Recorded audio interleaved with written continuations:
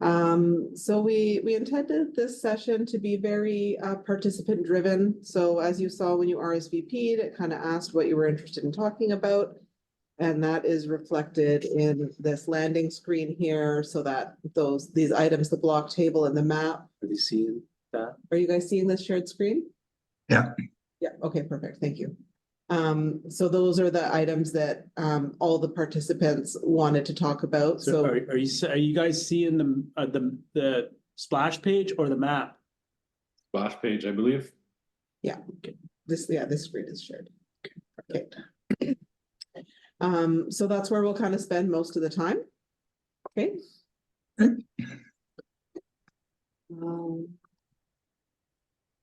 Okay. So I wanted to start with a land acknowledgement that we're all joining, as far as I know, from the Shishel Nation SWIA, and also that the community forest is wholly within that area. All businesses do this, but working with the Shishel Nation and respecting their sovereignty over the area that we work in is kind of a day-to-day part of working in forestry. So we do sit with it a little more than your average land acknowledgement. One of the other areas that most participants were interested in is the Shishel relationship. And so we thought the land acknowledgement was a nice segue into that. And so we'll just kind of talk about it right now off the top. A lot has happened in terms of reconciliation with, UNDRIP in fairly recent years, since kind of the last 5 years, it's really been more of a social agenda as well. But the Shishel Nation, because of the strength of claim that they have within their territory, they really have been a bit ahead of that process. They were the first self-governing First Nation in the country, and I don't think most people know that. Since 2018, the way that our referrals work and the way we apply for cutting permits involve a kind of back and forth process. So at the time we put blocks on an operating plan that we're sharing with the public, which you folks have probably seen, we're also sending those shapes, the new ones, to the Shishel Nation. So at that point where they become new areas on the plan, that's when they go into their intake, and their rights and title department sort of is part of stick handling them all the way through the process. So they'll do a preliminary review against their own land planning processes, both their existing, already endorsed and long in place land plan, as well as their staff who are on the modern land use planning team, who are currently meeting on a regular basis with provincial governments and trying to find ways to co-management. Those same people are reviewing these referrals. And so if they have any knowledge of something in conflict, they will tell us at that point right off the bat, and basically just say, this area, they'll just let us know whatever their interest is there. If there's a cultural area they don't want people going near, and so on. And that kind of factors into our planning from the very beginning. If the entirety of it is generally okay, and it can proceed, then it kind of comes back, the ball's in our court, and our foresters continue with planning. And that includes, at that point, we get permission from the Shishel Nation to engage them to conduct an archaeologist assessment of the area.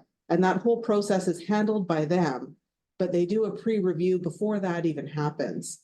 Basically, are we even going to look at this, or is it totally off the table?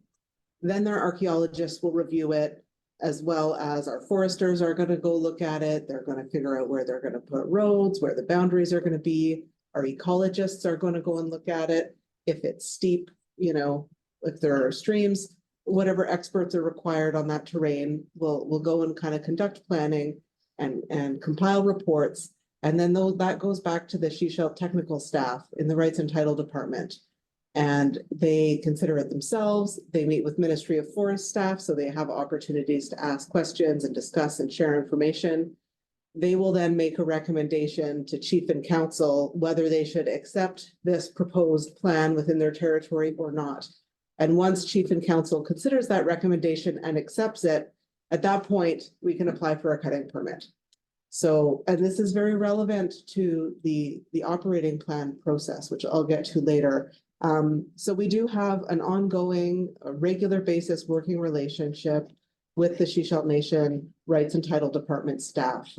In terms of our organization, we're not generally ever talking to chief and council. Sometimes people are sort of personally acquainted or things like that. But in terms of the business, our relationship is with staff, and there's anything that we want to reach out and engage with chief and council about, that would be, you know, a letter or a request from our board of directors to their chief and council. And that's a very seldom, every year, every other year thing that might happen for those sort of higher level organizational interests. But on an operational basis, we work with their staff.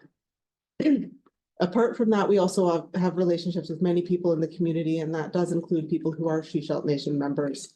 And we do work with them and you know, consider their interests as much as we're able with the information that they're willing to share, and try to operate as respectfully as we can, recognizing that they have this extraordinarily long history and relationship with the land here that requires and well, just deserves special respect and consideration. There we go. So with that, so this is basically these three blocks we currently have in cutting permit.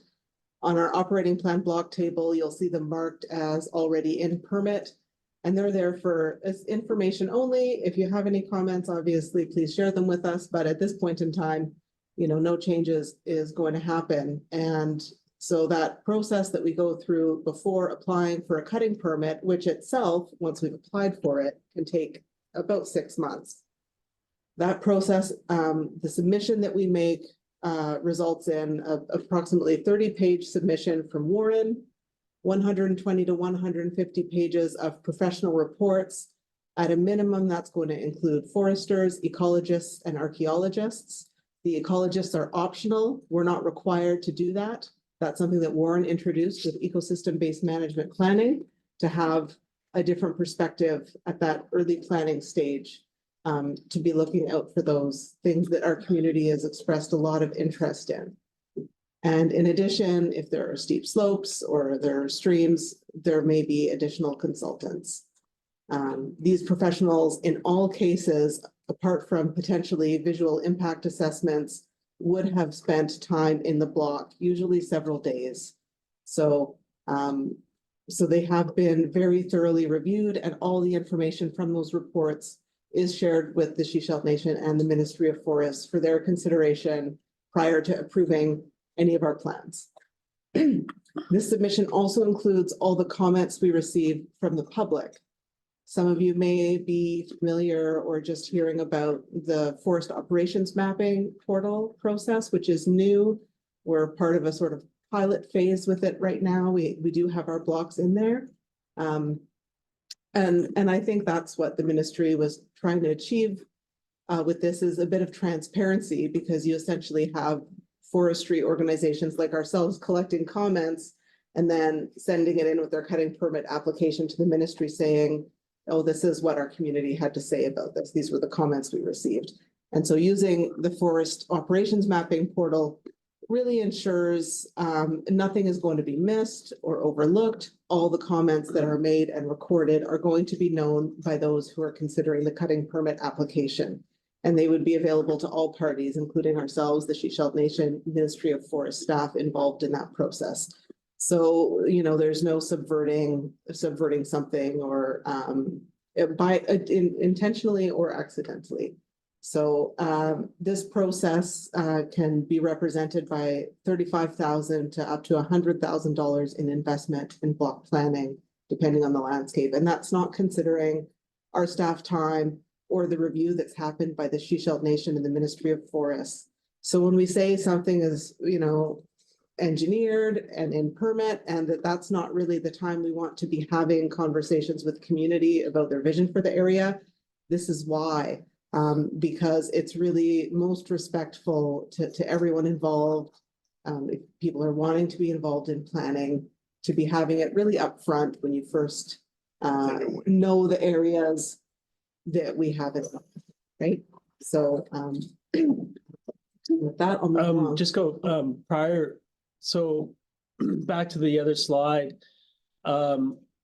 When it's in permit and when we're operational and we're doing harvesting, there is requirements to let government know that we're proceeding with our cutting permit. So we send a notification to the district saying to actually compliance and enforcement that we're going to be active in the area and when we intend to start.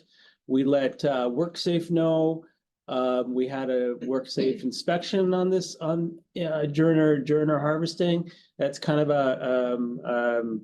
a periodic inspection.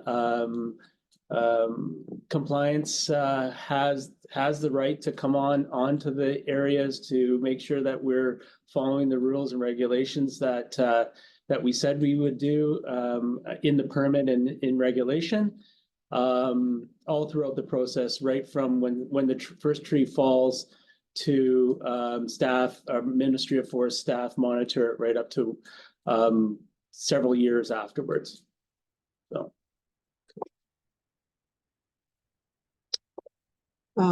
And so with that, we'll start with the block table, and we've already talked a little bit about the block status, which is a really important category. And a new item on the block table this year is this forest operations mapping ID column, which I understand the links aren't working. So we're going to revisit that right after this session. But those are the ID numbers under which you'll find these block referrals on this provincial portal that I referred to.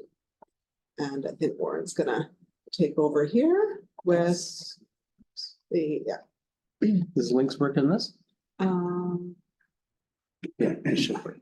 it should work. It's the Excel file. Yeah, you minimize that? Minimize this? Yeah. That was just for the people in the room to. Okay, All right, perfect. Here, I'll just drag this back. Yeah, there you go. Excellent. Okay. Here. All right. So on our website, we have these, I'm just gonna, so let me make this smaller here. So we can kind of view this a little bit. Hide that header maybe. Maybe hide the header. Is there? That's fine. Okay. So in the tables, and so what the tables are designed to do is to kind of give everyone a kind of a snapshot, and it is quite technical. And Sarah asked me to kind of go through what some of these headings mean, and we'll just start off with obviously the block ID. Those are the block tracking numbers and how we refer to each block. And if there's comments or concerns, then we know where each concern is coming from and of the block in there. Forest operations mapping ID, and then what this is designed to do is to kind of tell the reader, the public person, just to basically say, hey, this is in these mapping ID numbers. Then the idea with that was that you could click the we're going to go to there was a question about AN12. We're going to click that one. That goes to the forest operations mapping, and you hit this details twice, and it comes up with the block area. And I know that, and so that's what this was designed to do. So that gets you into the FOMs. I'll come back to that in a second, but this is how to navigate to the specific blocks in question. So we'll go back to that. This is our operating plan number, and that basically just kind of gives people a say, okay, it's an operating plan. As you can see, the previous, like when the block, and it kind of just shows you when the block for AN12A in this example, when the block was previously referred, info shared, and so it was info shared with the public and info shared with First Nations as well. And that helps us track how long it's been on the plan. And as the years go by, there will be blocks proposed, and then basically blocks that will be engineered. And then you might see blocks assessed, blocks and cutting permit. And then from that point, after cutting permit, it won't be on the block table anymore. So that kind of just gives you, this is just a planning table. This shows you harvest date. And it shows just kind of the time frame, the year when the harvesting is planned. And typically in a typical harvesting year, blocks are either harvested in the winter, so like January, February, March, April, and then in the fall time. And typically we don't harvest during April, May, June, July, August for various reasons. A lot of it has to do with fire hazard. Another one is bird nesting windows.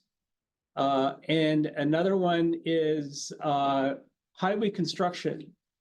And highway construction, for the most part, it impacts everyone else in the coast. It also impacts our logging trucks and adds a level of complexity to that. So those are some of the reasons why we don't do it during the spring, late spring and summer seasons. And as we go across, it's a location map sheet. I don't know why it's really in there, but it just kind of, if somebody were looking it up on map sheets, BC's broken up into a whole bunch of map sheets, 1 to 20,000. There's thousands or 100,000s of these map grids all around the province.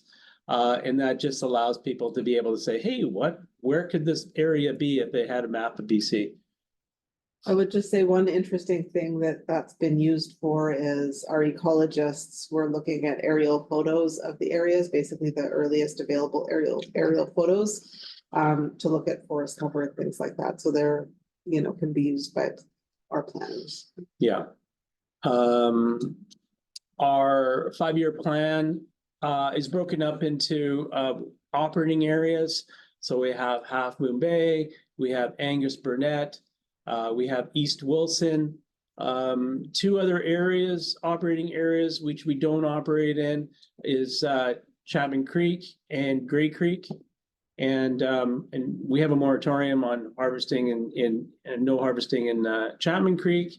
But if we were to do harvesting in Grey Creek, then there would be an operating area called Grey Creek. And for the people who want to discuss the nuances, the difference in an operating area, the Grey Creek and the Chapman Creek would be referred to within the blocks that would be within community watersheds. So there's a remarkable difference, even though maybe one of the blocks and 20, I think, and 20A in this block table is within the Grey Creek watershed, it's actually in the Angus Burnett watershed, just to kind of differentiate the difference between a community watershed and a non-community watershed. Landscape unit.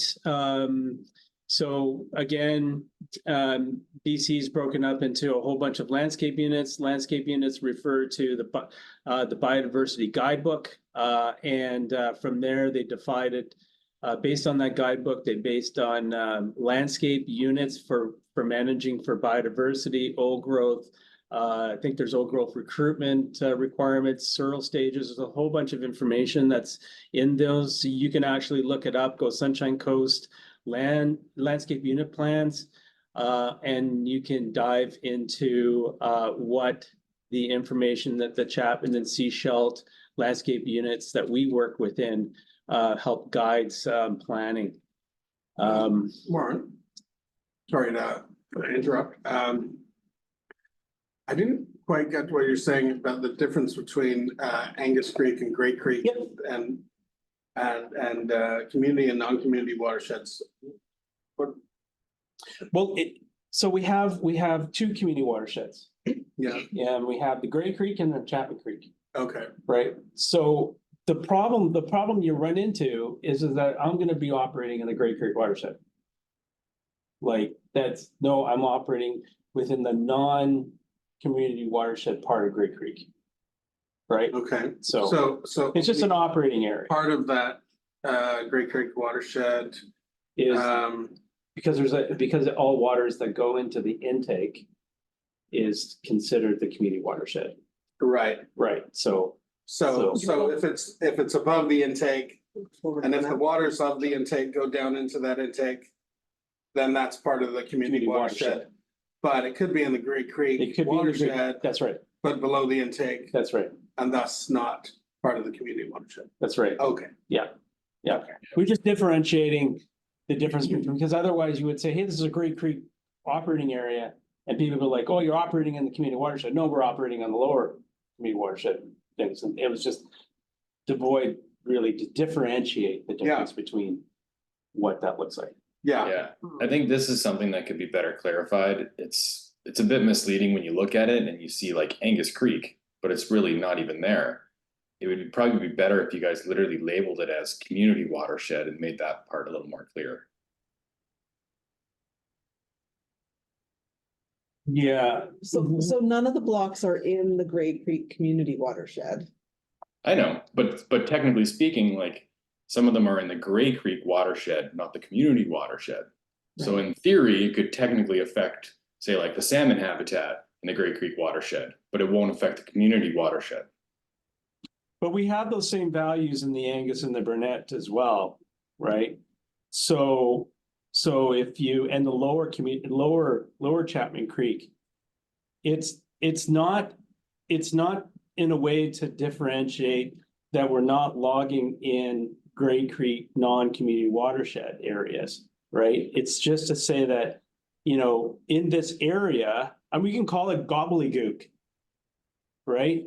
And it's an operating area that allows us to differentiate, at least in this case, allows us to differentiate the planning areas that we have to manage in, right? Yeah, I totally understand that you need a differentiator here. But again, I'm just implying it's misleading because you're saying Angus Creek. So when like you have to go and explain all this, it would just be so much easier if it just said, this is outside of the community watershed, whereas this is actually not in it, right? Like it's not clear. Are you saying that some of the locations in the table should be different from what they are? Because some of them are, like they do say Gray Creek. Yeah, that is something too. Like you can see, I think it's AN 20A shows Angus Creek and 20 shows Gray Creek, but we know those are like basically beside each other. I see. So maybe this is So just which you one, need to update sorry, them all. where? If you look at AN 20A is listed as Angus Creek, but AN 20 is listed as Gray Creek. Yeah, you're right. So there's some of that just makes it a bit misleading.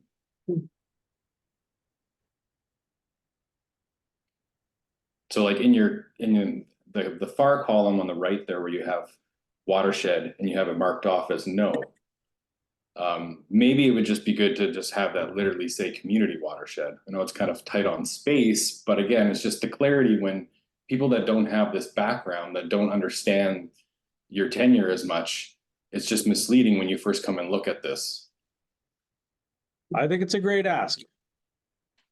But it's gonna be basically non-community watersheds all the way down. Right? But you're right. although. Just clarity, right? But in 28, it says watershed, yes.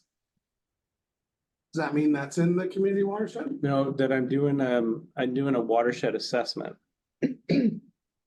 Assessments, okay, Yeah, that I'm doing a watershed assessments in these, and my plan is to do a watershed assessment for most of these operating areas, right? So but it's just like those are the ones that I want to have in Half Moon Bay, this actually is within the Milne Creek Community Watershed. Right? So this is here to kind of show us where we're doing community watershed assessments. Right? Mhm. So that's like all these other ones aren't in community watersheds. I see. Right. We'll get to that, but I will, Like, I take your point about having it just repeating non-community, non-community, non-community watershed all the way down as a kind of additional label to that area, but maybe even a thing at the top that says none of these are part of the community watersheds. Right. Well, from what Steve pointed out, it just seems like maybe there's some inconsistency in the convention for how the location is labeled, which in some cases might just be different staff. But- You know, so it just points I to have maybe, no problems with what Steve's saying. Like No, I we can agree. we can add another column that clarifies the difference if it's in a community watershed or non-community watershed. Yeah, I think it's just something that makes that clear. That it's Yeah. like, it's not actually by Angus Creek, but it's not in the community watershed. Yeah, the intent, I'm just saying that the intent of the planning zones, the operating areas, was to have an operating area, even though it included a whole bunch of other operating creeks, not Angus Burnett. It's just that that's kind of the area that was best described when those operating areas were created back in 2007. Right? So, if I put Angus Burnett, Gray, Chapman, people are like, oh, you're logging in Gray and Chapman. You said that you weren't logging in Gray and Chapman. And so then you get this other conversation and confusion. So it's just kind of like, if we added a new column that said the operating area, we need to clarify change the AN20A to be Gray Creek. Right? Then I'm good with that. Yeah, and like the same thing could be said with it being labeled as Angus Creek, that somebody could look at this and be like, oh, I know that block is not even close to Angus Creek. It's actually closer to Gray Creek. Why did you label it as that, right? Then you'll get people confused. So I don't know if you need to add a new column, but just something that makes that more clear. yeah, no, I agree. It makes sense rather than adding another column, just to have a consistent methodology that's clear on the location column. Yeah. It's a good catch. Yep. All right. Thank you. Budge mag zone, again, it's this helps guide some of the amount of areas that we leave for wildlife habitat retention, so wildlife retention areas. And then it just kind of like, and then the second part is the age class. This is kind of the information that's requested by the nation.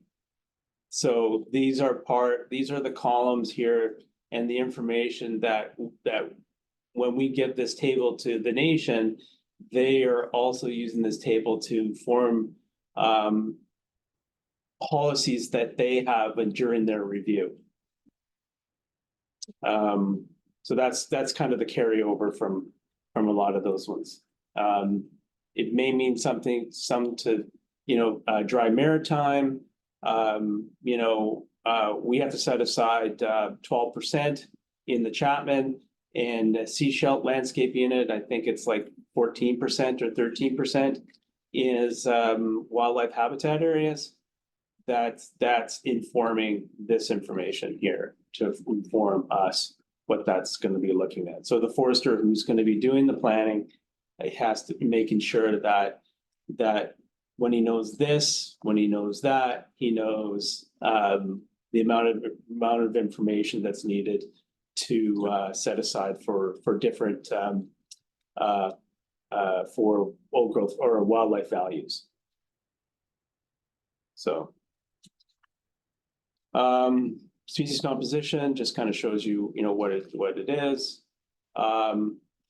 The plant assessments, kind of is explained down here a little bit, what the abbreviations mean.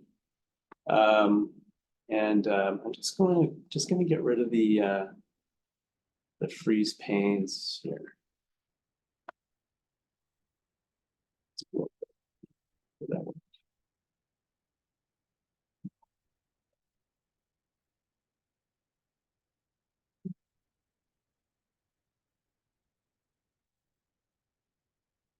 Okay, so AIA is archaeological impact assessments. Some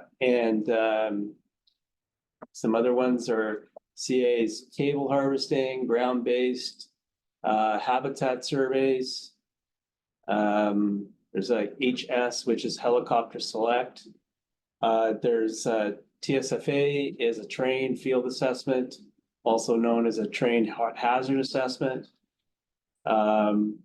Visual impact assessments is called a VIA, and then things like water is kind of a community hydrological assessment within a community watershed. So the abbreviations in this case is all here. And it just kind of shows you if you're in steep terrain, and you have gullies, you have to do a gully assessment. So if you're in a watershed, community watershed, then you have to do a community watershed assessment.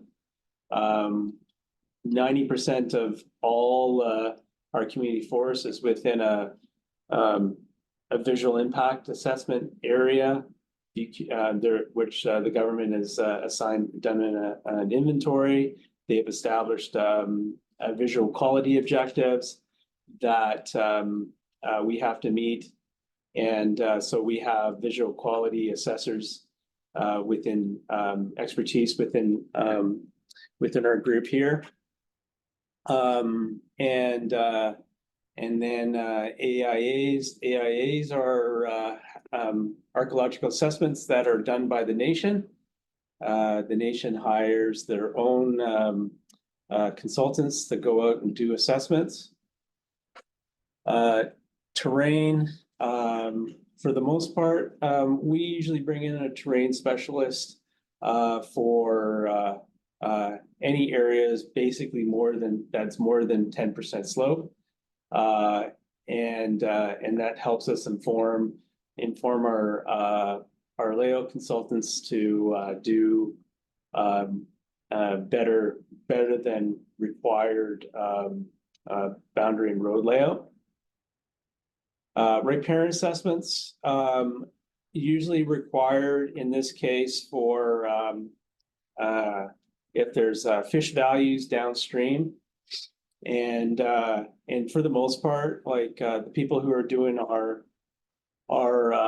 ecological assessments, they will also they're wildlife biologists, and they will inform us around the hydrology, the riparian systems, the hydrology systems in the block, ecosystems, any wildlife habitat concerns, and so the riparian and habitat area things are kind of linked together.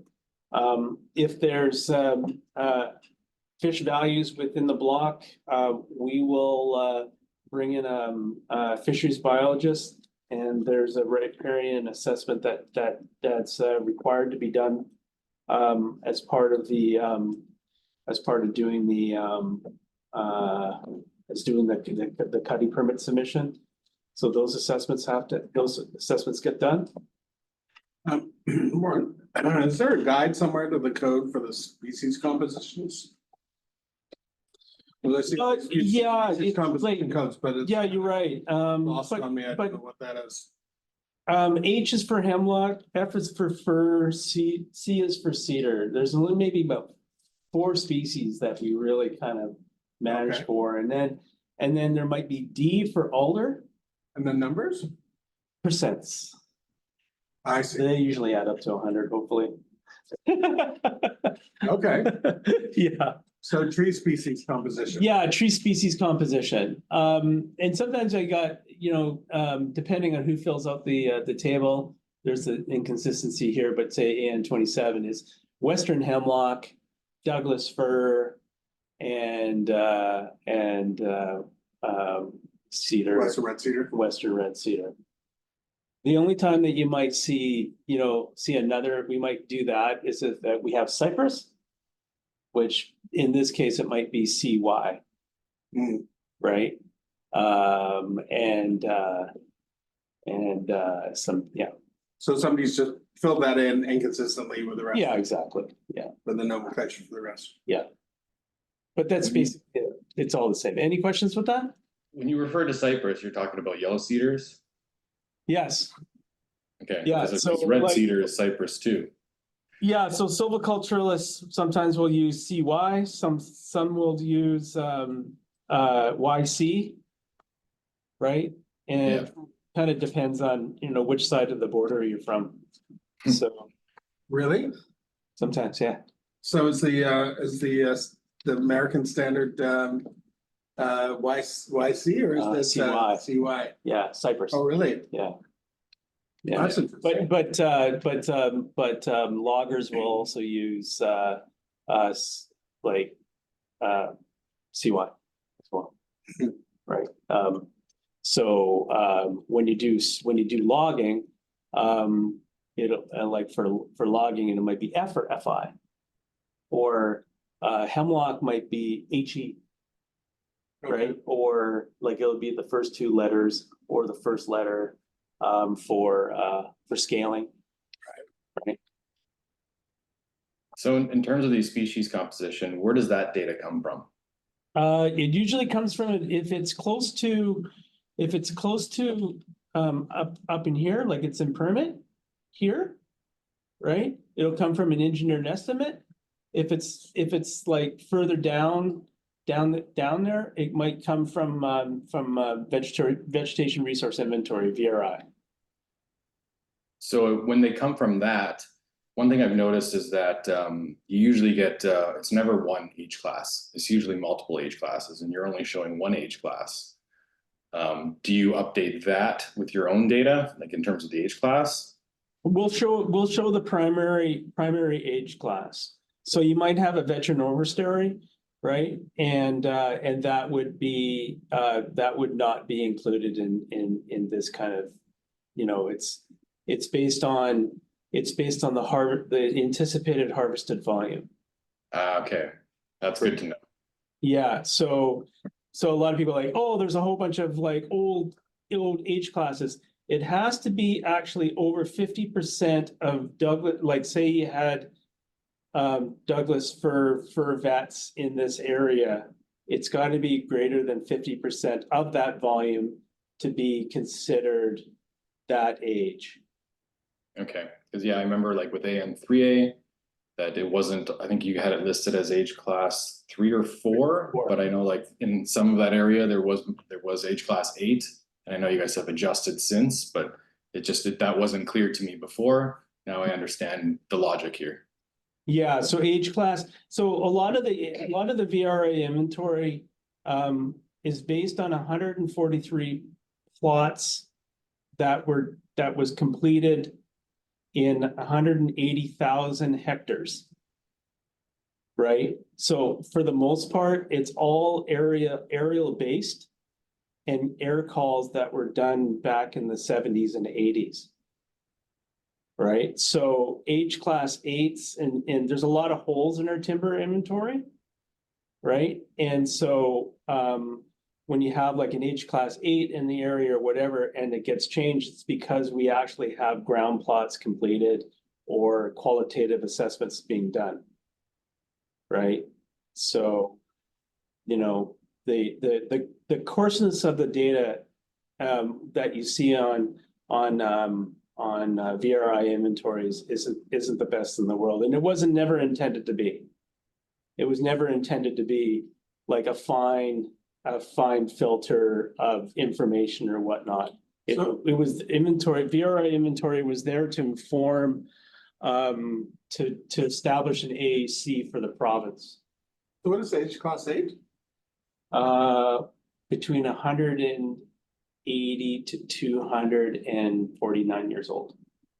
So potentially, a area could be classed as a age class 4 or an age class 5, even if it had 250-year-old trees. Yeah. Yeah, if it had like a veteran overstory, you know, it might have like 1 or 2 per hectare, that wouldn't even factor in. So then they get harvested. So they would, yeah, they would have to be like, it would have to be like, you know, to classify as say old growth or whatnot, it has to be not logged, right? Or Right. have fire that, you know, or some disturbance that was less than that. So like, you know, like when you look at an old growth, when you look at something that's over 250 years old, you do have multiple age classes, right? So you have old trees and then you have fairly young trees underneath the old trees, and you have this sort of climax forest or whatnot, right? So on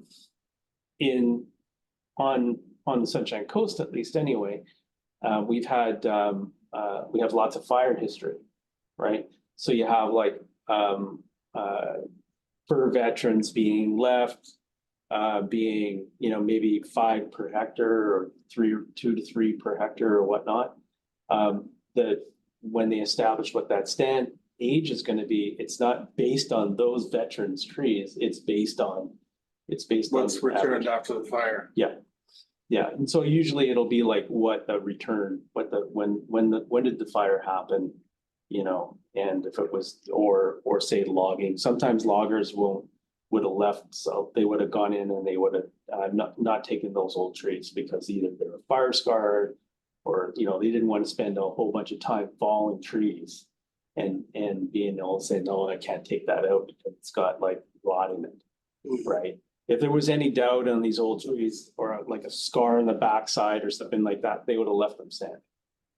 Right. So because, you know, when they did the historical history for a lot of these areas, are that, you know, they were logged back in the 20s. They're all hand, you know, pretty well. You know, it wasn't until the chainsaw came in that they actually started taking those big trees down.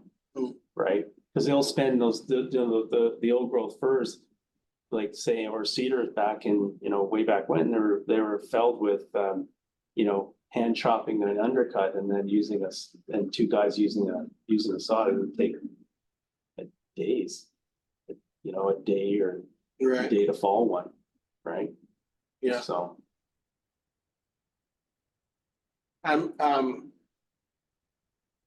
Does that skew the value? we don't log, we leave those standing. Oh, you do leave them standing. Oh, yeah, Oh, so they don't get harvested. we don't get harvested. They don't get So- conveniently included in the mix. Well, we've established, so the difference that what's going on now is that we're going in and we're bringing in Lori, doing habitat surveys, Mhm, right? We're doing called force attribute scores, mhm. right? And it doesn't have to be 100 and 250 years old anymore, right? It doesn't have to be 180 years old, right? So it actually has to be, we're looking at old growth recruitment in a way that's never been done, right? So you're trying to, if it's over 80 years old, the threshold is if it's over 80 years old, we start looking at those as being, it could be good old growth recruitment, Right, right? So let's look at those. So if it has veteran overstory trees more than 20 per hectare, we say that it's starting to become sufficiently established as being Right. old growth, right. right? It has starting to get old growth attributes. There's other things involved too. It's the amount of coarse woody debris on the ground. It's the multi-layered trees. Like when you look at old growth, you're looking at multi-level trees. You're looking at ecosystems that are interrelated with each other and things like that. If you walk into an 80-year-old stand and say, there's nothing growing here, there's nothing, there's no, you know, and you look at another stand and you say that is definitely age class 8. it is like sufficiently established, it's not old growth, but it will be old growth soon, Yeah, right? Then that's what we need to, that's what we're looking at protecting. Right. Right, so. These, so when I put these on the plan. It's already been vetted through all these other larger planning initiatives, right? Mhm. Like, it's saying that it isn't good old growth recruitment. Because there's old growth recruitment in other areas that are better. right, Right? So it isn't good, there's no riparian, like important ecosystems, Yeah. there's all these other things. So ecosystem-based management and what we've been doing tenure-wide and what we've been doing, prior to putting these blocks on the plan, right? It's saying that, there's a whole bunch of area, that we aren't considering. Yeah. Right? So, and yeah, we've considered them, but we're not considering logging them. The last couple last couple columns is silviculture system. And there's really just kind of two, there's retention and then intermediate cut. And I think so I also put in the bottom, our wildfire risk reduction, blocks as well. And kind of what the anticipation of what sort of treatment that we're looking at there, so. The retention is making sure that there's an influence of cut block edges, groups of trees, single trees, that coarse woody debris, or coarse woody, and a bunch of other things or whatever, to make sure that we call it stand biodiversity within the block are being met. There's certain requirements that in a clear cut, as you get further out in the middle of the clear cut, there's no ecosystem interrelations going on, right? There's no predator prey like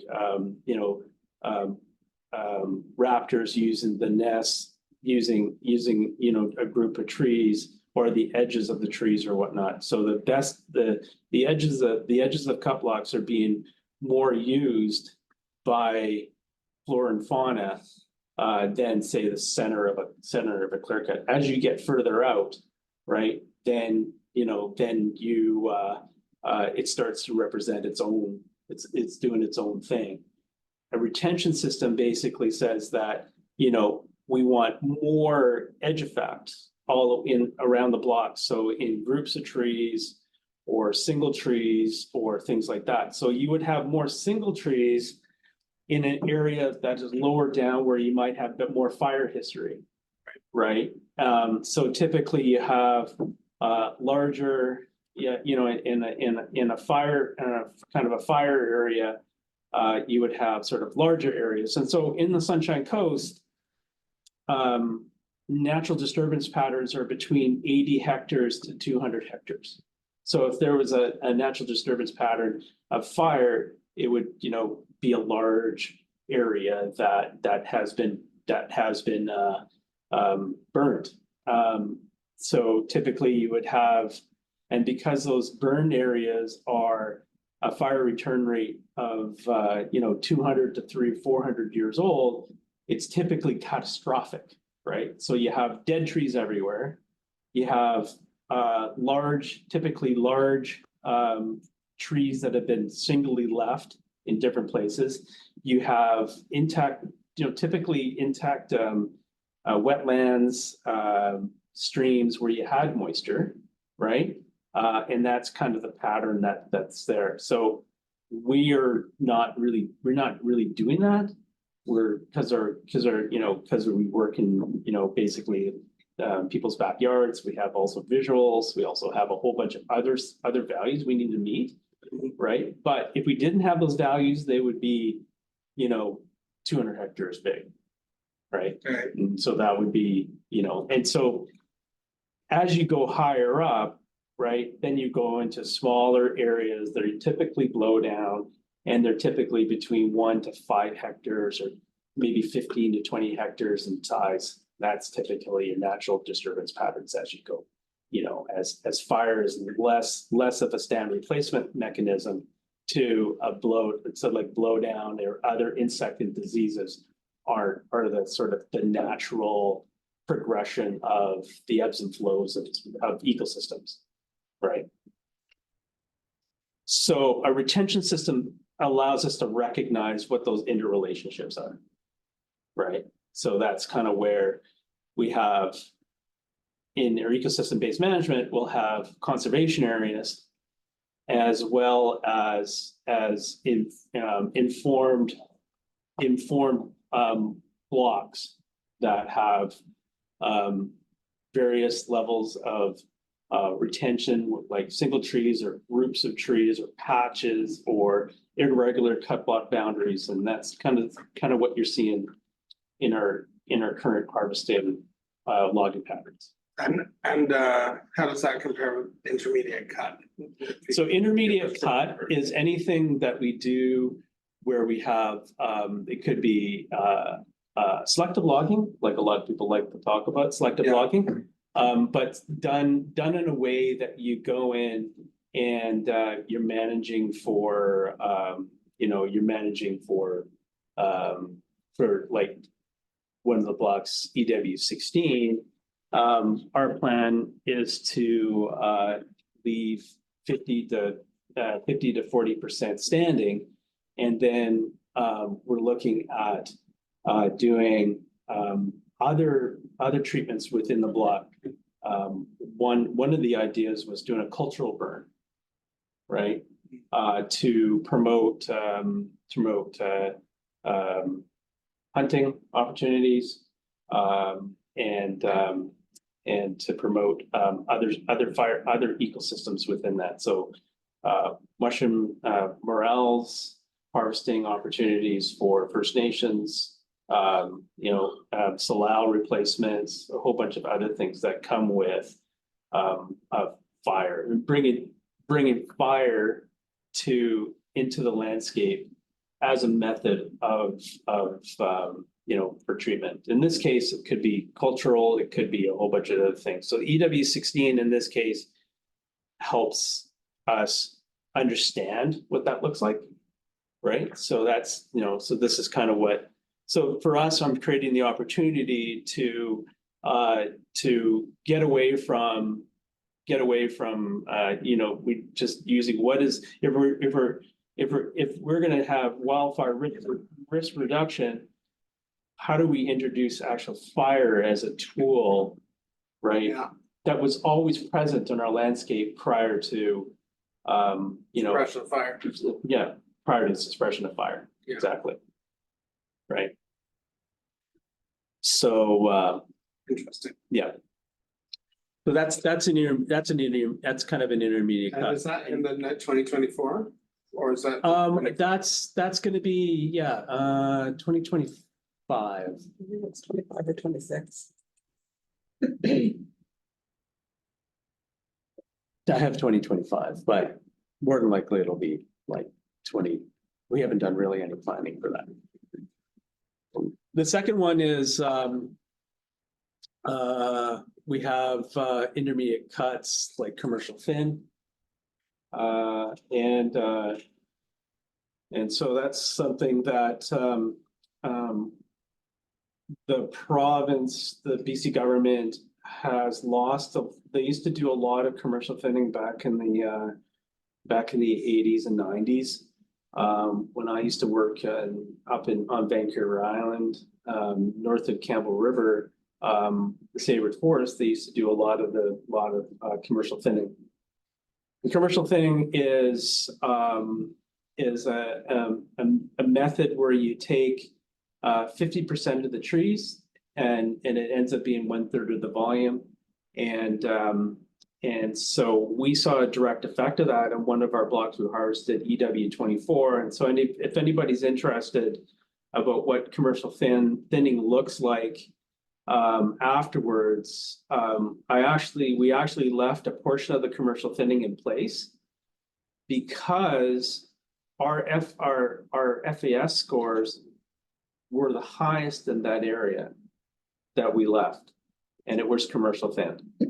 And why? Because it produced a whole bunch of old growth attributes that we were looking for. So it was a kind of a way for this kind of commercial thinning is to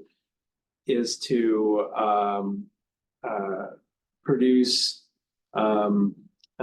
stand along the way that's managed, but allows us to harvest volume and then have a better stand tomorrow that Right. has all these attributes. So. BC government, back to that, BC government is actually doing a pilot project, looking for pilot projects of commercial thinning all around the province. And I wanted to have an opportunity where we could, contribute to that initiative. Yeah, it's interesting to see the difference in an area that has been thinned way back, like up by, say, Dakota Ridge. There's some nice forest up there that has been clearly thinned, and it's amazing to be able to walk through there and how well the trees are growing and the space that's in there. A huge difference. So I'm really curious to see what AN29 is going to look like, because that looks like a large area, and it's quite young. So I'm really curious to see what the plan is around the thinning for that. Yeah, so that one's also wildfire risk mitigation, Steve. So it's that one may have commercial thinning values that are wider than normal, that promote deciduous, and they have pruning where you have pruning the ladder fuels, right? So like you're pruning the branches so there isn't the laddering up of the fire into the crown, right? So the idea with the commercial thinning is to create space between the crowns in order so that the fire doesn't gain, like the different, I don't know if you heard about the different ranking systems, but you never want to get it up to like a rank 5 or 6, which basically is like running for 20 kilometers. Yeah. Okay. Right. So that's kind of where we're looking at, commercial thinning as a tool to be able to do wildfire risk mitigation, and as well as pruning of the trees that you're going to leave, and then possible fertilization of those trees afterwards, right? So so there's going to be a lot of learnings in that one for sure, right? Yeah. And as well as EW31, and so those are the blocks that are close to the community, like Sandy Hook and Tawanek, right? Yeah. And kind of a last defense kind of thing before getting into the community. Yeah, I'm in Sandy Hook, so. I used to live in Sandy Hook too. So yeah, I used to live on Bob Road. Cool. Yeah. But yeah, no, I mean, it's for me, it's important to, put opportunities in place for us to manage for wildfire risk. Does anyone have any other questions about the block table, or maybe we'll hop over to the map now? Yeah. Yeah.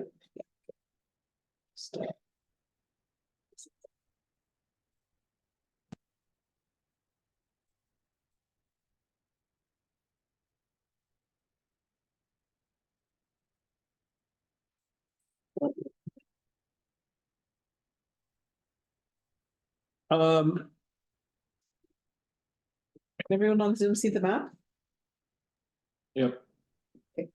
Who is on Zoom apart from? Oh, that's a fair question. John Bevington. Hey, Matt. Jordan. Jordan, Elise and Rand Rutland, and Steve McKenzie. Okay, Lisa Rand. Elise and Rand Dudley. She's Okay, the former director on our board. okay. So, Well, I'm Melissa, so. yeah. Barbara, yeah. That's it. So this is our operations map and operations plan. And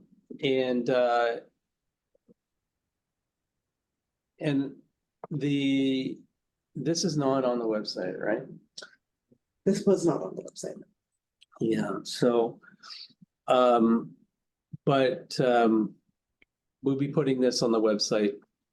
I'll add it to the ecosystem-based management area. Yeah.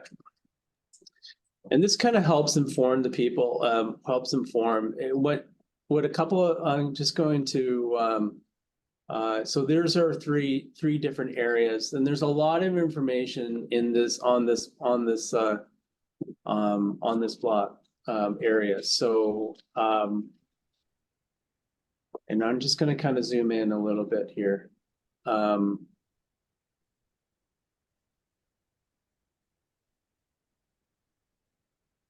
It's nice to see the EBM reserves.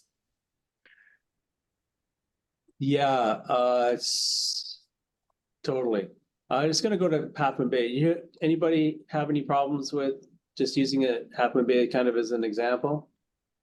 No, good. That works for you, eh, Rand? Right. Yeah, yes, it does. Thanks. There's a lot of information here. I'm just gonna kind of like talk a little bit about this. So these areas in here are community watersheds. These are community watershed polygons. So this is Mill Creek Community Watershed. This is Dysart Brook Community Watershed. As you all these kind of lines, like what is this? This means something to me. It's these are the VQOs, and these are the polygons. So and these are just kind of showing what areas are. So like NVS is non-visible, and then and these things here and there. So the legends will have kind of you know what these codes kind of mean a little bit. The green areas here are our EBM reserves. So and the principle of the EBM reserves is to have an interlinking reserve system that links primarily top of the mountains down to the lowlands, connections, riparians, and most of them are anchored around you know, riparian values. What's the most important thing? One of the most important things that here on the Sunshine Coast is water.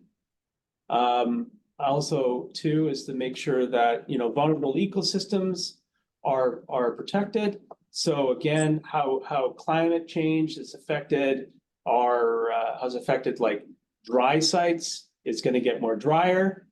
Wet sites are going to get drier. So you have wetlands that are if in extreme droughts, they lose life stages. What can we do as part of ecosystem-based management to protect those, recognize that those wetlands exist, and then put verbose buffers around them to make sure that they're protected or resilient during these climate changing events, right? And so the goal of EBM, the goal of our conservation areas is to reach 30% of our landscape areas are in these reserves. And they're usually ranked around riparian areas, old growth areas, age class 8s, like so as you go, there's old growth recruitment. Also trying to balance and make sure that, and you can see these lines here, which are very, very faint here, that this is the CWH XM. And remember the tables, XM, and then there's the DM. And so the XM, making sure that we have, 30% of the reserves within XM, 30% of the reserves within DM. And the other part of the conservation areas is it balanced in all the sort of localized areas? Do we have riparian areas around or conservation areas in Chapman? Do we have conservation areas in Great Creek? Do we have conservation areas in Wilson Creek kind of thing, right? So that's kind of the ranking systems that we're using. There is when a block gets put on the plan for the first year, it's a dash pink. And this color here tells you the year that we're looking at when we want to do our harvesting. So HM 64 and HN 66 1A, I believe is I'm gonna go all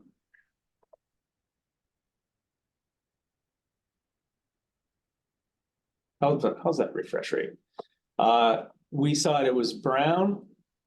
So 2024, and then green, which is 2028.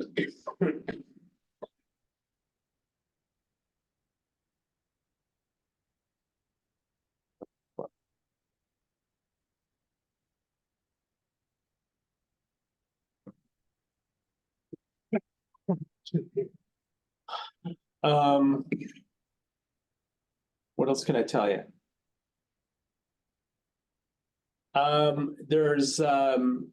We have shown trails through our community forests as well. That's these yellow and green dash lines. Roads are in pretty well this dashed black lines. And then sometimes you'll see other blocks. I'm just here. We're just highlighting where the blocks where the blocks here that we're going to be harvesting. In Great Creek area and Angus Burnett. We have a commercial fin area around the backs around behind Sandy Hook and Tawanik. AN14 is a block that we had on the plan for a long time now. And it's also within our conservation area. And so we're going to be doing wildfire risk reduction. And it's one of the things around conservation areas that people should know about is that when we did the harvesting back in, like when we took it over the community forest back in 2007, there've been a lot of logging history in the past. So Interfor was in the areas. Prior to that was Jackson logging. Canfor was in West Sechelt, and Interfor was down south. And it might have been some small business as well in some of the areas around Fair Lake and around the mine. So they didn't. So they left us with a kind of a patchwork of logging up to streams, logging up against our communities, logging in different places or whatnot. And so we have conservation networks that say go through a younger stand, and but we're using it as an attempt to making sure that we can do, say, treatments that promote old growth recruitment, or do treatments or do silviculture treatments that we do partial harvesting or commercial thinning in those areas to promote wildfire risk reduction and to promote for ecosystem functions for the future, right? So we have to, you know, make decisions to be able to say, you know, when we do treatments, is it, you know, we're not trying to satisfy this lifetime, at least my lifetime. We're trying to satisfy 7 generations from now and what that's going to look like, right? So there's a temporal aspect to these conservation areas, and this is and these are the conversations that we'll be having with our community in the future. A lot of these areas, say in these areas in here, there might be a wildfire risk reduction area in there that facilitates deer winter range, right? So, you know, can the two happen? Yes, right. And so those are the kind of sort of treatments and ideas that we're looking for. One is human health and safety. Then it's ecosystem functions, and hopefully the two are recognized together when it comes to wildfire, right? So can you point on this map where the planned logging is for this year? Right here, CP18. This is one we're logging. I see. Yeah. And then AN27. And then AN27 is April there. So that'll be in April or May, right? And you can see, so AN27, it will be something called a strip shelter wood, where there's large patches in the block being left. About 50% of the area is going to be left, and then we have these corridors, right? AN27A, which will be a little later, is going to be small patches as well as commercial thinning. This is nice to see, because I had this exact question about AN27A, because in the other system, you don't show any of the retention zones. So it's nice to see that that side is getting some, because I've been in AN27A and AN27. They're both fairly young in places, and they're pretty messy. So they seem like good places to be thinned. Right. Yeah. So, and you said AN27 is going to happen in April or May? Next year. I thought you said earlier, though, that you don't do any operations in April or May. April or May. Well, April, hopefully. I'd like to get it done sooner. So, yeah. Yeah, it honestly depends on how the fire hazard is going. Remember, us, depending on what that is. If it can't get done in that time frame, Steve, it'll be done in the fall. Okay. Now this whole area, though, that you're showing right now, this is kind of an interesting area. It's been heavily logged already. You can see some of the areas on here. What about AN28? Because it looks like right now you have no retention plan for that. It's just right now it's first year on the plan. So and so we haven't done any harvest. We haven't done any engineered estimates or assessments done within that area, other than saying, here's a potential area that we can put on the plan. So those are, these are the informed decisions with our community that we're looking for. Okay. And then, like AN12A, I believe the chunk on the on the, I guess, west side of the little pond lake, I think in the original EBM TEM analysis from back in December of 2021, that Madrone recommended that as one of the potential building blocks. Yeah. So I'm just curious why then that's still on this list. So the building blocks are basically, that's it right here. So, it's, and the whole, this whole area, the actual building block was just around the lake and then towards here. So now we've extended it out as being a lot bigger. And then just, what needs to happen is this area in here becomes a bigger area, right? So it's grown in a large, it's grown in a large way. Since that original building block assessment got done. Yeah, Right. I did notice at least like these have shrunk. It's definitely, they're smaller now. Yeah, they're quite big.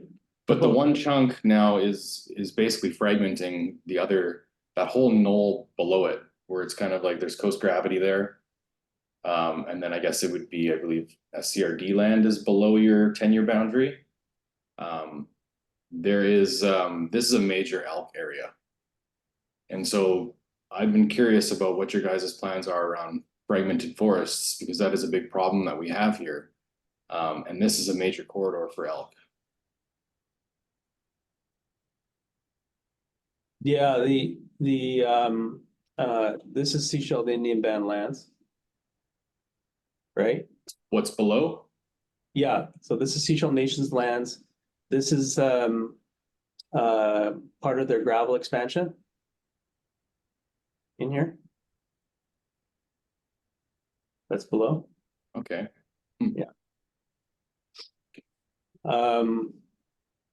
And yes, you're right. That's what these building blocks were supposed to do. The majority of the elk were being used in here, and then as they get up into here, they disperse. Right. So and so they're actively using in this area right in here, these flats. Right. And so that's why this boundary is informed. Right. But they do go through those knolls too below that as well. Like I've followed their trails through there. There's a ton of food sources for them in there. Right. Yeah. Yeah. I don't doubt that there are elk there, and obviously this is not my area of expertise, but I do know that at regional forestry planning tables, the conversation is really about how to have forest plantation survive elk browse right now, because the population is so robust that it's hard to maintain,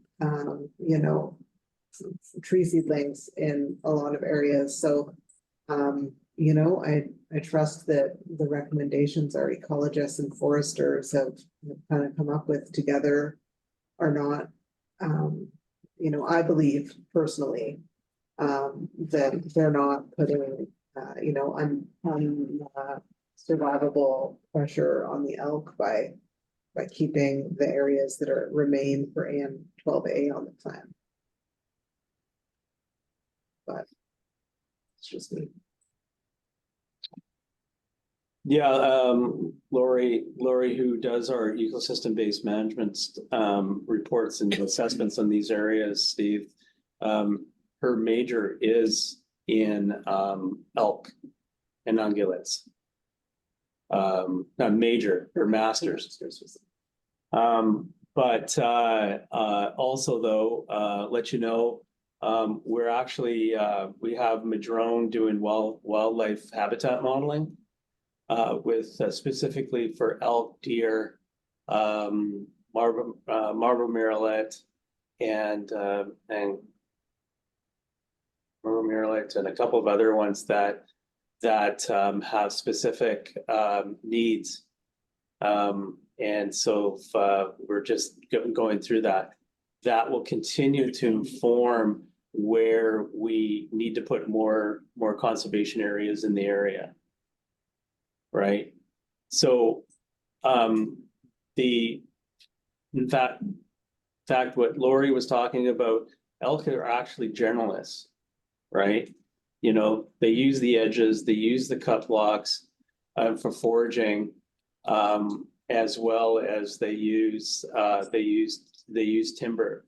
And that, you know, they're not necessarily in those areas browsing, but they're using those areas to go to the creeks to drink, or go to the ponds to, you know, to use, and then go, you know, along the logging roads or something like that, or browsing logging roads and then going into cut blocks to use them. They're not, you know, specific in those areas. They can't be. They're, you know, they're substantially large cattle. So, you know, they're moving around and they're using the areas.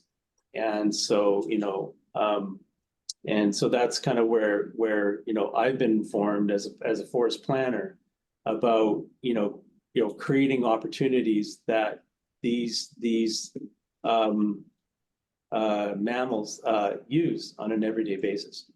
The biggest threats to them is not necessarily the you know, the logging in general. It's the human interaction that happens in that area. As you know, there's people walking their dogs in there, wildlife and habitat, human interactions are another thing that needs to be looked at as well.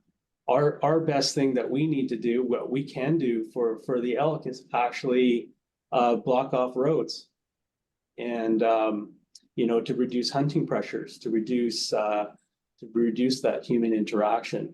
So the greatest stress isn't necessarily, you know, the harvesting and that interaction. It's actually just, you know, the stressors are people going in the areas, right? Yeah, and then with the fragmentation, the easier access for the predators too. Because you get more poaching, you get more predators. It's just it changes their route through there.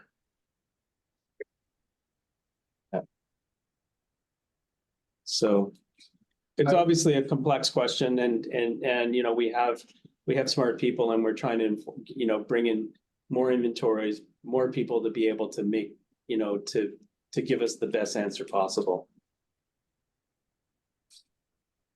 I was watching I went to a presentation the other day. One of the presenters presented on the work that she's doing right now to test the they want the heads of the cervids, because they're trying to track the presence of chronic wasting disease. So chronic wasting disease is spreading through the US and into Alberta and Manitoba and Saskatchewan, and they're trying to track it in BC right now. It's mostly east of the Rockies, and hasn't gotten this far, but it's apparently untraceable without essentially looking through the brain cells for prion proteins, and it spreads through urine on grass. So it's kind of inexorably spreading. So they're trying to, there's currently a project underway trying to track it in BC to see if there's any arrived here, and but it's basically like mad cow disease for elks and deers and moose. And it kills them. Eventually. Yeah. That's too bad. Yeah, it's not a great thing. It's one of those, keep you up at night. Yes. Oh, what new issue do we have now? To deal with. Yeah, contaminated by urine, feces, saliva, or blood from infected animals in direct contact between cervids. And it's quite prevalent in Alberta right now. That's too bad. So again, I think what it highlights, what it illustrates, is that these questions are so complex and they have so many factors, and it is the holistic view of the whole thing that is key to the whole thing, rather than individual, you know, assessment. Right. So the problem you kind of run into a little bit with elk is that the most healthiest populations are actually at the golf course in Pender Harbor. Right? So like, you know, like it's one of those things that it's a a success story, but kind of like it, not only are they by moving them around, they've never been here before, right? Like over for a long time, right? They may have been here, pre colonization, right? But the elk have introduced a new type of stressors on the ecosystem in general, right? That, deer are moving out of the area because predator-prey relationships are now like, they're large animals to bring down. So like, you have now wolves on, lower down. You may have grizzlies coming into these areas because now elk are there and their populations are growing and things like that. And so you have, the wolves, how wolves have changed Yosemite and that kind of thing, which is a really interesting movie, by the way. But understanding how ecosystems change as populations, human populations will change with ecosystems, elk populations will change the ecosystems as well, and what those interrelations look like, right? These things have been happening over eons, right? So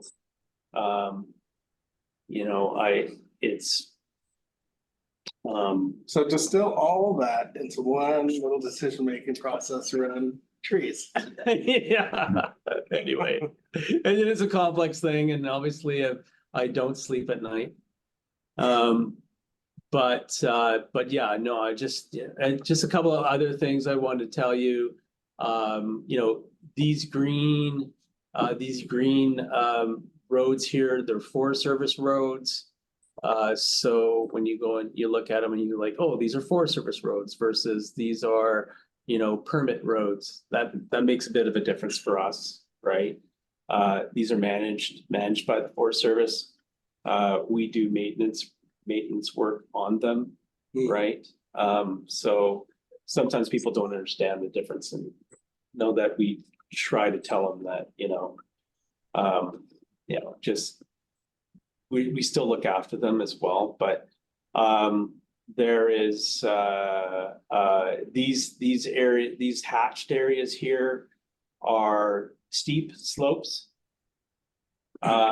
So typically in the past, if those steep slopes here were showing within a cut block boundary that's being proposed, we would be bringing in a geotech to take a look at it. But, for the most part, we bring in a geotech for most of the time.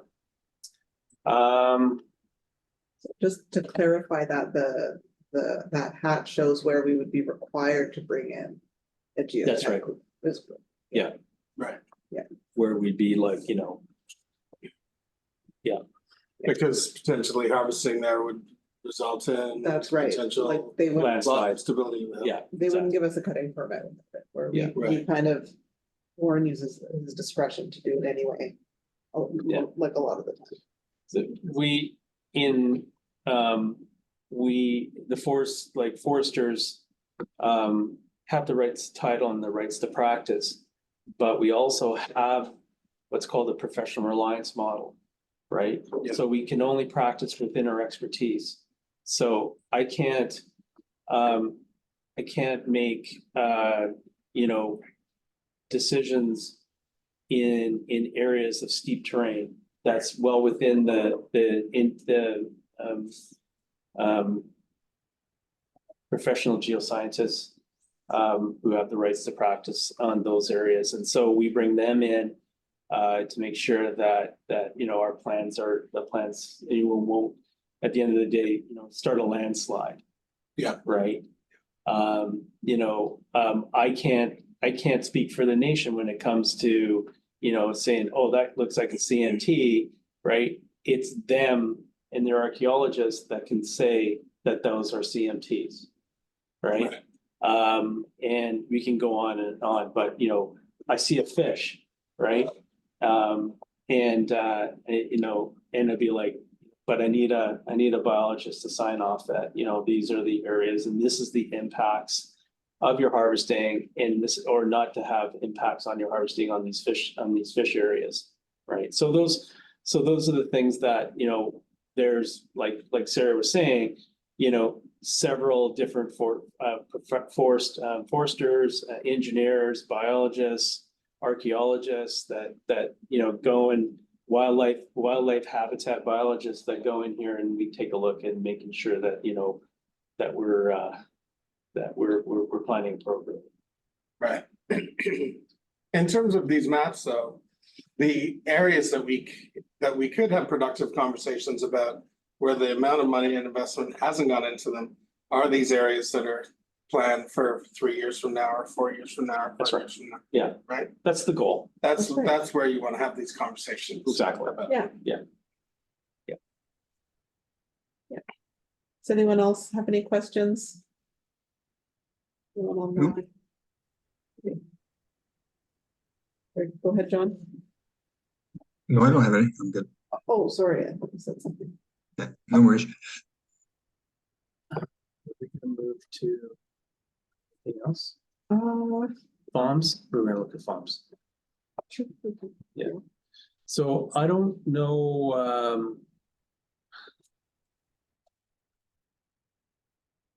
I'm trying to get to another screen here. You just gotta keep going that way forever and eventually it'll. And you guys always think to see. Is it just extended? Yeah, that's right. It's really hard because they're sort of, Yep, there it is. your There. orientation is sort of, I don't know where the mouse goes, but. Yeah, just give me a sec here. Table, farms, I know I hit, I spent the last years teaching through Zoom, so Sorry, we have a dual screen, and that is a really high resolution screen. And then the other one is not quite the same, so. Yeah, I don't think we open. we closed it. Maybe inadvertently I I closed don't, it. I don't.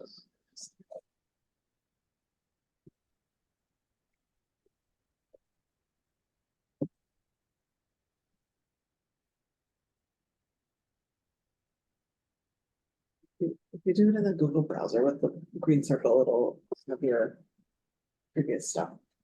This is just a qualified PDF viewer for me. Sorry, yeah. You want this map open still? No, Maybe I'll leave it in case. oh, just go and click the link. Oh, right, yeah. Okay. Now that we figured that out.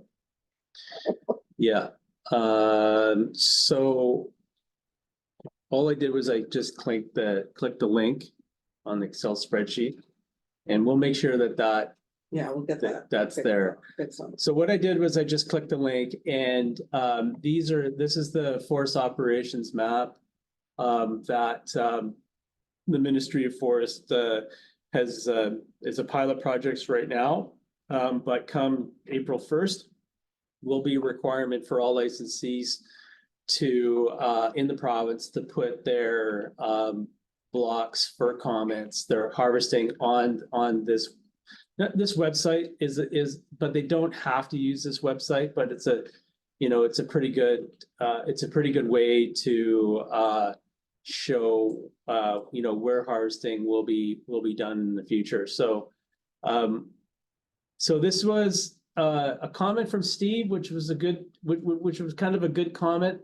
I don't know how it kind of works, but I was told that this is just randomly puts it in the averaging of all the centers of the block. So that's why it's kind of like there, because it's like halfway in between, halfway, and it puts it right there. Right. So that just kind of like gives you sort of an idea. So this is kind of shows all the blocks that we saw in our operations map on this screen here. And then you can click, you can click those, and I think you can go down to, open it up. You can go down to the blocks the blocks that you see down here in question. You can click that one and it should zoom right to it. And then you can, once you're zoomed in, you can actually go down here and submit a comment. So I don't know if anybody submitted a comment, but I'm just going to kind of quickly go through what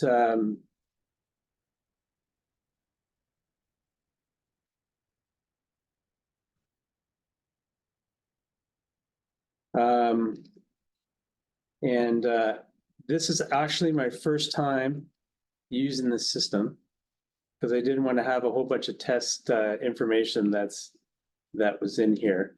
And by putting this information in, these comments cannot be removed. So there's overall forms, and you can go in, is there any comments on the overall form, or say you wanted to make a comment. I'm just going to choose this one.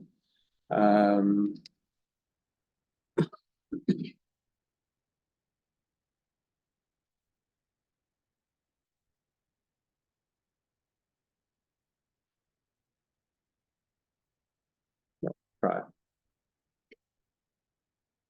And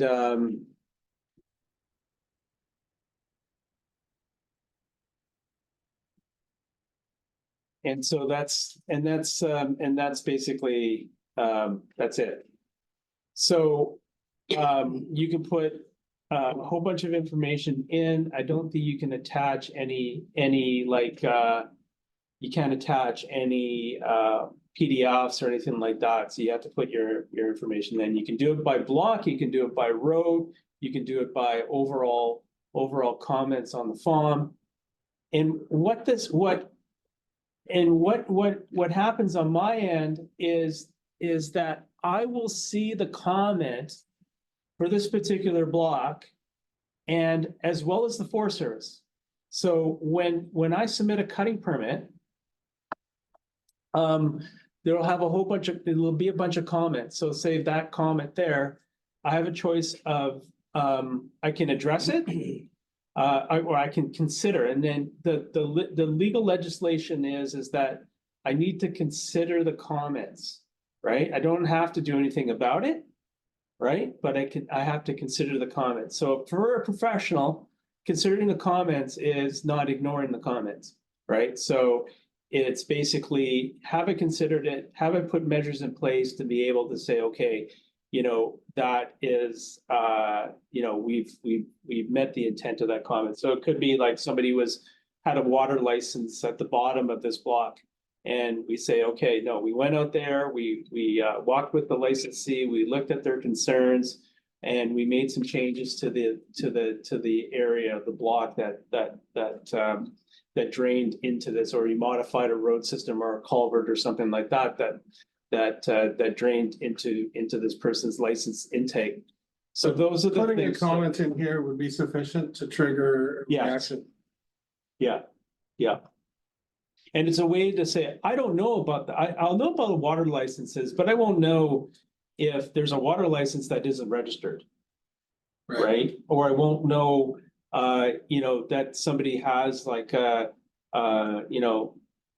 trail or a mountain bike trail or a special mushroom gathering area or something like that. I haven't a clue, right? So, and so this allows me to being able to consider, plan, work with the community and work with the person who made those comments to say, okay, if the comment's like, we don't like logging and we don't like you in the area, I can say, consider, there's nothing I can do with that, right?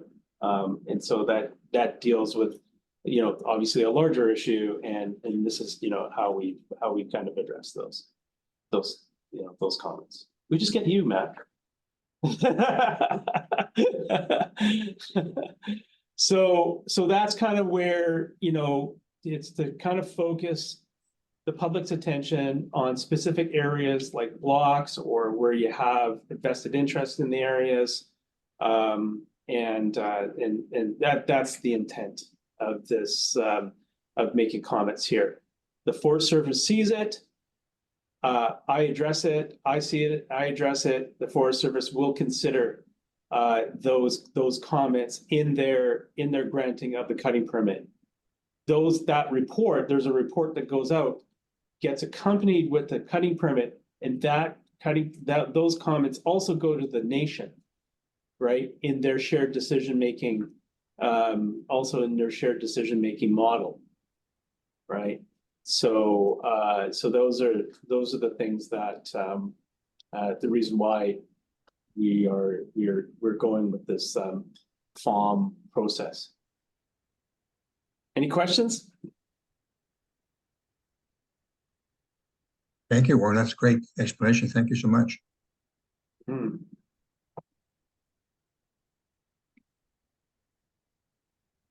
Certainly gives the public an opportunity to put comments in, right? Yeah, it gives an opportunity, as well as it's going to be the norm, right? Yeah. Come April 1st, right? So you guys are already, anybody who's seen this process, have made comments, we would be that much informed when there's 100,000 cut blocks being planned in BC. Yeah. Well, thank you, Warren. That's great. Yeah. Good information. Well, if there's no other questions, maybe we'll get to anything else. How do people find their way to this? Well, the intent was that we had this PDF with the links, but the links were severed. Yeah, Steve just informed us that the links weren't working, so we're gonna have to fix those, but on our website. Back on there. So on our website and on the forest operations here, where we have our operating plan feedback area, where it's going to be is in this document, this PDF, these links we didn't realize in converting from Excel to PDF, they lost their functionality. So right now we have actually received one comment, and that person must have either found it on the map going to the FOM portal directly, or copied this forest operations mapping ID number and gone and looked it up over there in order to do that. So. There's a scene at the beginning of the Hitchhiker's Guide to the Galaxy where the Vogons are coming in to destroy the planet for a hyperspace bypass, and like, how can you destroy it? It's a whole planet with a whole bunch of people living on it. They're like, well, didn't you see the posting? It was up on the wall at Alpha Centauri. So, and scornful derision about our lack of initiative as a species. But I think there's an element of that in any of this stuff, in that, like, there's obstacles for people to find it, and if you have disinformation and misinformation out there that is not necessarily, that's like, it doesn't say go to this and make a comment on an upcoming thing. It says copy and paste this email to your Minister of Forests, We definitely, etc. And everybody below it in the hierarchy. we have learned a lot actually from the community advisory panel last year, and even now, some really good comments from Steve to help us improve our clarity. I think when people are confused about the information they're seeing, it just encourages disengagement from the process. Like, they don't, if they're not really sure, they don't understand it, how much are they going to want to put effort into learning about something and commenting on it, and probably not very. So I know we still have room for improvement, but I think that we have made incremental improvements, and we will continue to do so, hopefully. No, I think it comes down to the trust too, though, right? Because it's like, you even mentioned this to me about the mistrust that's around forestry and stuff. Okay. And so making sure everything is nice and clear like that will help build more trust. Totally. it's very important. And, you know, even like those labels being inconsistent, you know, I totally get if you're someone who's kind of coming and looking at that, you know, yeah, it's not as clear as it could be for sure. That's great. Feel I have a much better sense of the operations than I did even up for the last year of coming to meetings. That's great. I'm glad, you know, I learned a lot too. I took quite a few And I got a notes. free sandwich. Yeah, there you go. I wish this map site was a little faster. I get it though. There's a lot of data. As a software engineer, I understand kind of what's going on there, but yeah, it's just sometimes it's so slow to try and go through there. The printing feature doesn't always work. Sometimes it just literally will like spin and spin and then it just errors out. Sorry, his company runs the mapping thing, so that's why I'm It's- giving him the side eye. I mean- I agree. Yes, it is very slow. Yeah, And then- it's an ArcGIS thing, and yeah. And if now you're you're- blaming ArcGIS. Yeah, if you're a software developer, you know, maybe there might be a job for you in our company. And the colors can be improved too. Yeah, you know, and that's kind of the issue with Esri Online and all this sort of layering and whatnot. There's the transparency doesn't come through very well. Yeah. Right. So because we work with multiple layers all the time or whatever, like, you know, 20 deep, things get pretty blacked out pretty fast. So Yeah. You know, everything's brown when you mix all the colors together. That's right. So by all means, Steve and everybody on the call, you know, when you're looking at these interactive maps or whatever, how can we improve that, making it the ease of without feedback, that, you know, what's definition of insanity? It's to keep doing the same thing and expecting a different result, right? So, you know, if we have a better way of displaying the data, you know, by all means, we can definitely make some changes. So. Is it possible in this system to be able to actually like export GPX files? No. Like, like right now you can't, that like I've seen, but like, is it something that could be turned on or? Well, you can actually, if the printing works, right? The printout is actually you can load it into PDF Avenza. Yeah, that's what I do, but I would rather use a different tool than that one. Yeah. I'd rather have just the data, right? Because I use Gaia for the most part. I already have like all that other government data loaded in with projected ages and stuff and all the TAP data and stuff. I would love to be able to just load this right in there too. This yeah, so that's a $20,000 installation. Why? But the like all of Chartwell Consultants is the company that does the forestry work for the community forest. They use GPS as Bluetooth to their high accuracy GPS as Bluetooth to their iPad, digitizing right on their iPads as they're walking in the woods. So this is like a real sort of snapshot, like from the public. You're really only seeing like, a dozen layers. We have like, 30 or 40 layers that we're going through, that we can collect culverts, that we can take pictures, that we can do all that stuff, right? All that information is on this mapping database, right? So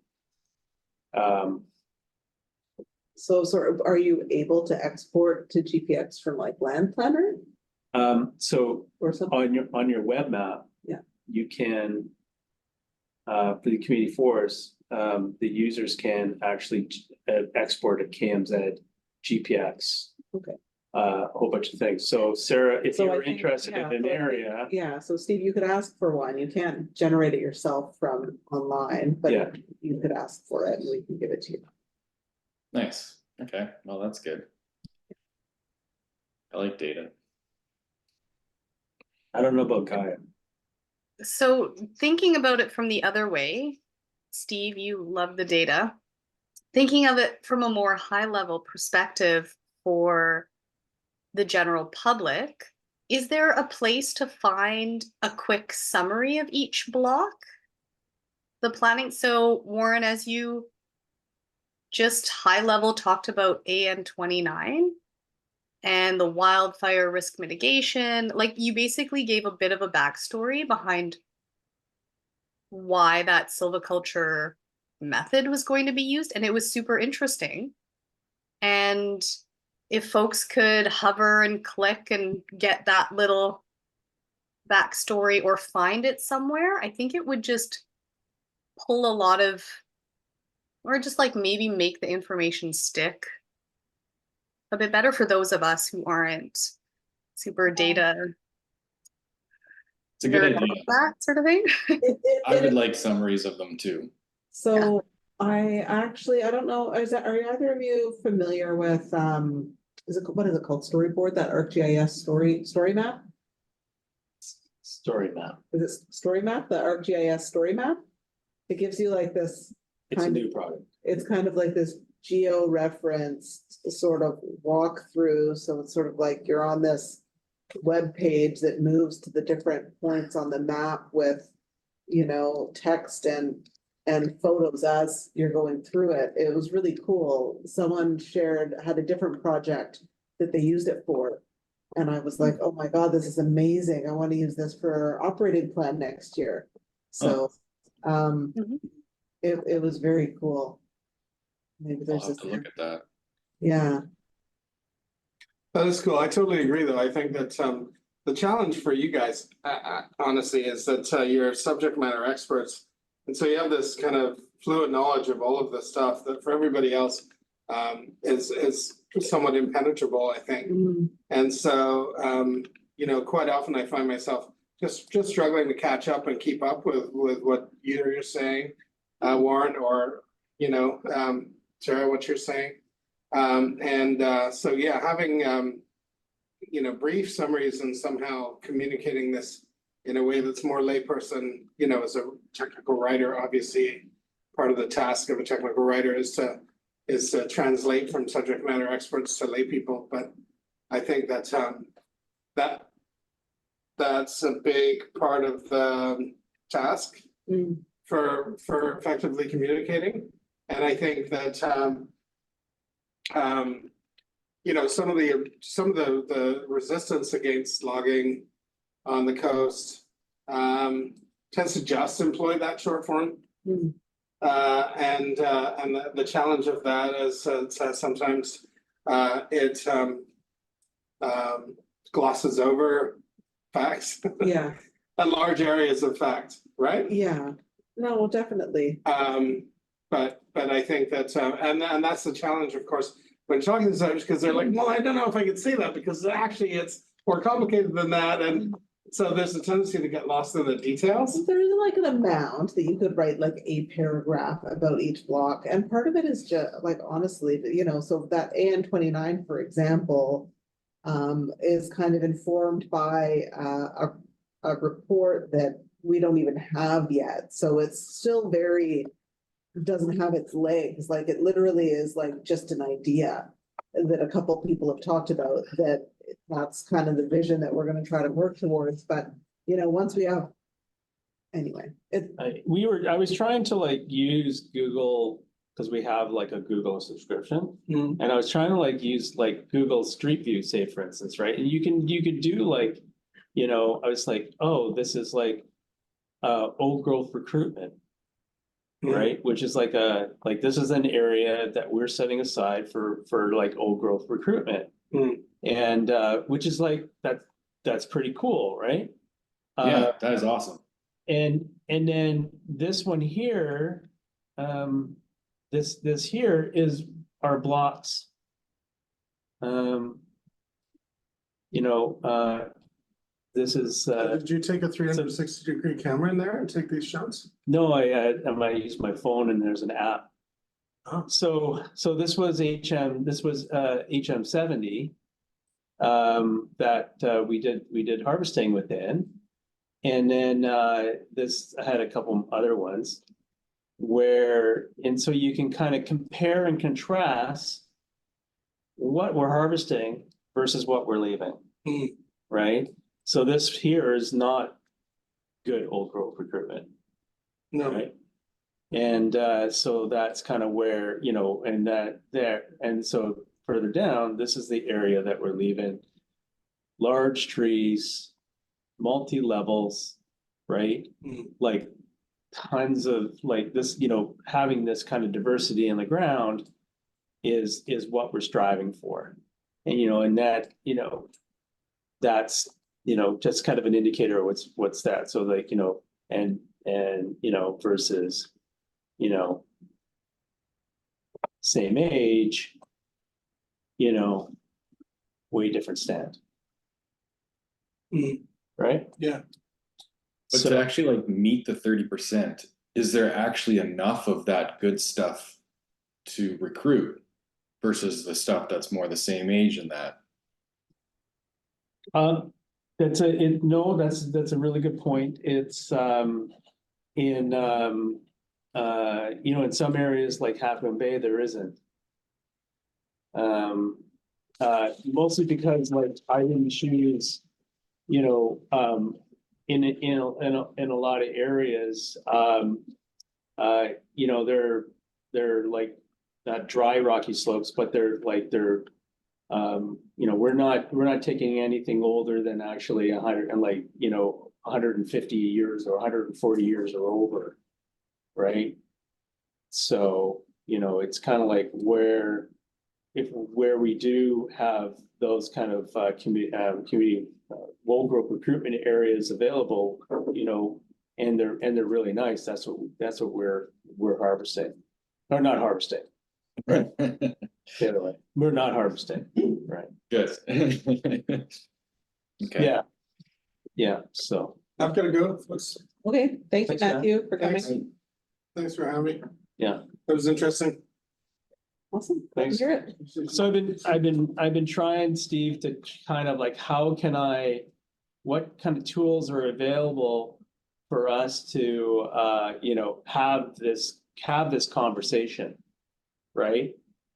You know, and get people to see what we're seeing. Yeah. That would be good. Okay, Anyway, well, I think it's about 7:30. I know, I like it like that. we're gonna decorate it. Second comment on the tree. Merry Christmas, take care. I don't actually have that camera on a screen I can see, so I don't. Anyway, I'm glad you guys have a view of the tree on the camera. Thank you, Sarah. Thank you, Warren. You're welcome. Yes, thank you guys for doing this. This was Yeah. good. Good evening, everybody. Well, thank you all for coming. Have a good night. Cheers. Bye. See you Bye later. now. Bye, Melissa. Thank you. It's quite something that they do, you know.